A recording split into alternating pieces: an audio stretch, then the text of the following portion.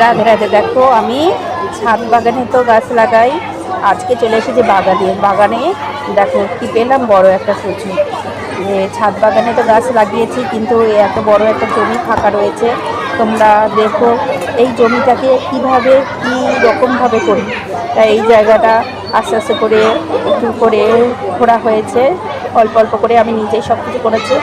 এরপরে এই পাশেও যে অনেক পাতা, জানোই এই সময় প্রচুর পাতায় দেখো ধোয়া উঠছে, প্রচুর পাতা। পরে সেগুলোকে সব পুড়িয়েছি।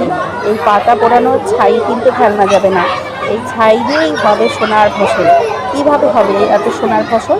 দেখো আমি এই ছাইগুলোকে তুলে নিয়ে দিচ্ছি, নিয়ে এইবার এইগুলোকে, যে ছাইয়ের মধ্যেও কিন্তু প্রচুর পরিমাণে প্রোটিন আছে গাছের জন্য। এইভাবে দেখো যে বাগানে কিছু কচু গাছ আছে, অনেক কষ্ট করে বাগানটা পুরো পরিষ্কার করেছি। বাগানটা শুধু শুধু পড়ে রয়েছে, যেহেতু কাঁঠাল পাতাগুলো বিক্রি করে দিয়েছি। বাগানে এখন প্রচণ্ড পরিমাণে রোদ হবে। এইভাবে ছাইগুলোকে ফেলে দিয়ে এরকম ছড়িয়ে দিতে হবে। ছড়িয়ে দিয়ে যে ছাদ বাগানে গাছ করে তো সাকসেসফুল, কিন্তু নিজের জমিতে কতটা সাকসেসফুল, ছাদেও মানে খুব ভালো ফলন হয়। তা তোমরা তো দেখোই কি সুন্দর আমার বাগানে টমেটো হয়েছে, বেগুন, বিভিন্ন ফুল।